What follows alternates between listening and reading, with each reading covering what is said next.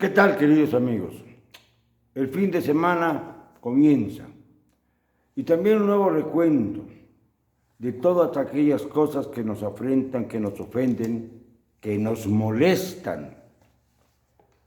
Ya sé que ya parezco cronista del pesimismo, nada más lejano de mi pensamiento y de mi deseo, pero desgraciadamente ejercer el periodismo en estos tiempos es una concatenación de hechos que golpean terriblemente la moral colectiva, la inteligencia de todos y sobre todo golpean terriblemente la tranquilidad de un país azotado como ninguno otro por la pandemia y sobre todo por el virus de la corona, como yo le llamo, que es el virus que emanan del poder aquellos hombres públicos que ofrecen una cosa y hacen exactamente lo contrario.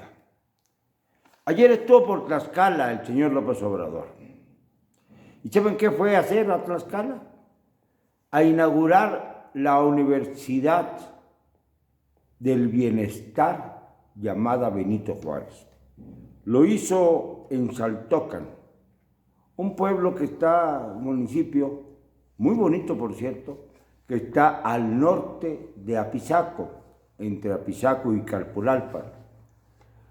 Es un lugar hermoso, pequeño, con muy pocos habitantes, y allí se erige esta universidad.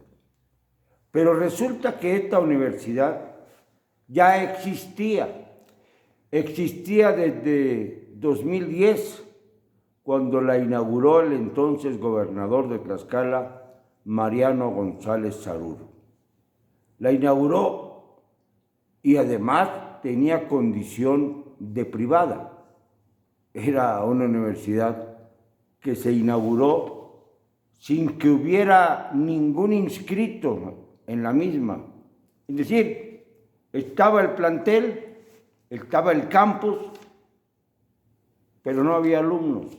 Y no había alumnos porque en la zona en donde se erige, la mayor parte de los jóvenes, ya sea que viajan a Tlaxcala, en donde hay varias universidades muy importantes, o a Puebla, en donde también existen campus de primer mundo.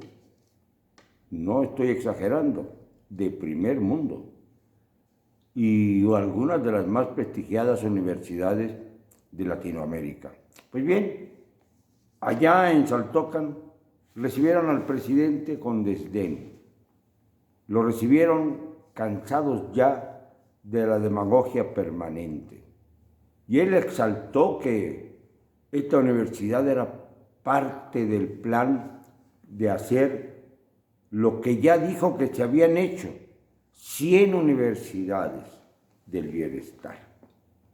Yo no sé qué es lo que se va a enseñar en estas 100 universidades del bienestar, cuáles son las materias que se van a seguir, si van a seguir, digamos, la línea universitaria o si van a ser dedicadas exclusivamente a temas agrarios, industriales o empresariales. Pero el caso es que no hay alumnos. No hay alumnos en esta universidad. Está el edificio, hubo bombo y platillos, pero se va a quedar quizá el inmueble como desde hace ya más de 10 años, vacío. Esto es lo que inaugura López Obrador cuando sale a sus giras. Últimamente le había dado por inaugurar cuarteles, nuevos cuarteles alejados de las ciudades. En algún caso, por ejemplo, en el estado de Nuevo León, llegaron muchas familias a protestar, aunque estuviera el cuartel de la Guardia Nacional inaugurado en Nuevo León, alejado de Monterrey, pues por más de 50, 60 kilómetros.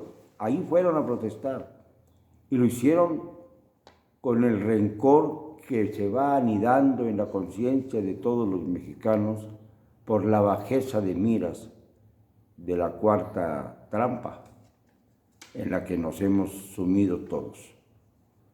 Y ahí va el presidente, claro, sin tapabocas.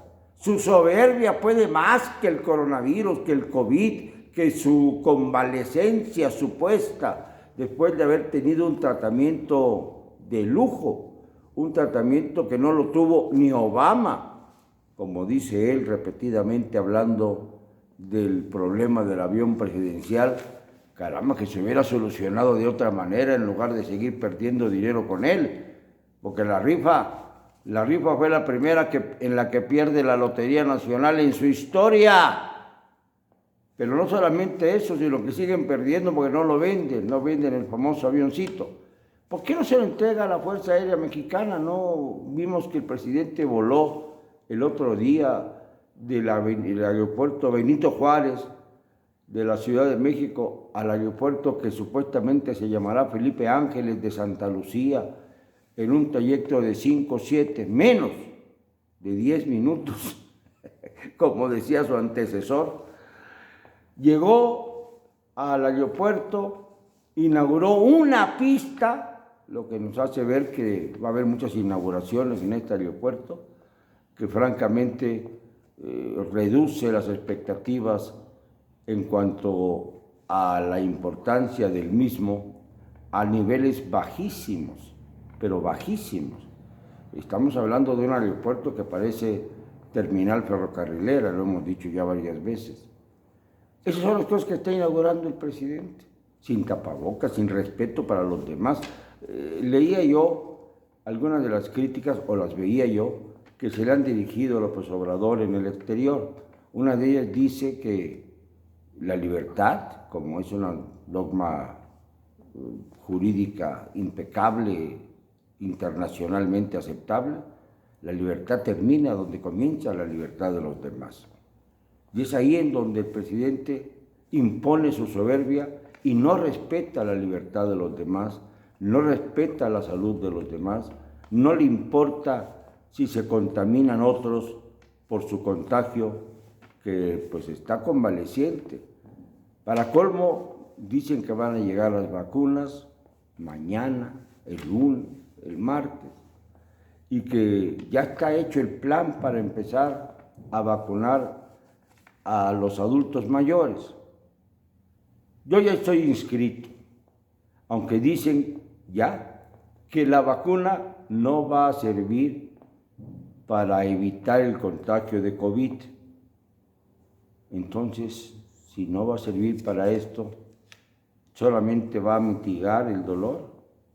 ¿De qué se trata? ¿Por qué no nos hablan con claridad? ¿Por qué dicen una cosa y luego otra?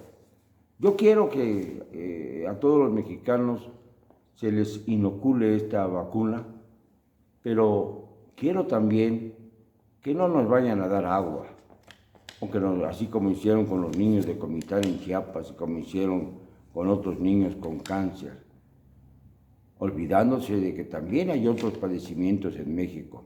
Un lector amigo me dijo que se han olvidado de los discapacitados, y tiene razón. No solamente los adultos mayores son susceptibles de contraer esta maldita pandemia, los inválidos, los discapacitados, son también quienes debieran tener prioridad para ir en busca de esta vacuna redentora que ilusiona o que nos da un poco de esperanza, aunque las malas lenguas digan que va a servir para muy poco. Pero ese muy poco nos alienta a seguir en esta realidad distinta que vamos a vivir a partir de ahora. Pero México sigue siendo el país del mundo en donde es peor pasar la pandemia. Se ha dicho repetidamente. Es el país del mundo con mayor letalidad como consecuencia de la pandemia. Y el presidente inaugura en un estado pequeño y pobre, pero rico en cuanto a la calidad de sus personas, de sus habitantes, rico en cuanto a sus recursos, rico en cuanto a sus posibilidades y proyectos a futuro, lleno de universidades, eso sí, por Tlaxcala, por el rumbo de Tlaxcala, hay varios campos de universidades pero no del bienestar, simple y sencillamente universidades como la pedagógica, en la que he tenido el gusto de dar alguna conferencia, y otras universidades más en las que verdaderamente hay un nivel educativo de primer mundo. Pero se fue a Saltócan el presidente a inaugurar su Universidad del Bienestar, sin alumnos, como están las famosas camas disponibles, sin médicos y sin insumos, como está el avión presidencial sin rifarse, pero no cediéndolo, por ejemplo, a las Fuerzas Armadas. Ya vimos cómo el presidente viajó en un avión 727 de las Fuerzas Armadas, perfectamente acondicionado para el transporte de pasajeros, aunque fueran nada más 10 minutos. Pero, ¿por qué no se le dio el avión presidencial a las Fuerzas Armadas si ya todo lo maneja el ejército? Y pudo haber adaptado el avión presidencial a las necesidades de las Fuerzas Armadas. ¿Qué tenían que hacer? Quitarle la cama esa que tanto ruido y alaraca ha causado, la recámara que sobraba en ese avión, poner asientos menos lujosos y ponerlo a trabajar, a volar, antes de que ya por oxidado no pueda hacerlo, antes de que ya caduque su tiempo para poder venderlo, antes de que siga siendo el símbolo del López Obradorismo y de su cuarta transformación. Cuando todos recuerden a López Obrador en el futuro, tendremos que ponerlo junto a la caricatura de su avión, José María Morelos y Pavón.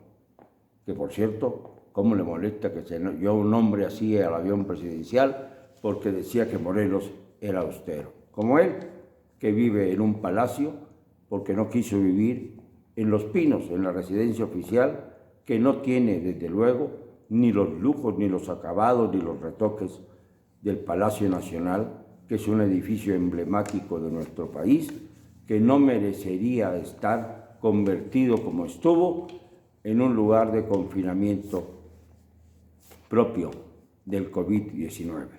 Lo siento, no me van a callar ni este fin de semana, ni en la semana, ni nunca, con cero cobardía.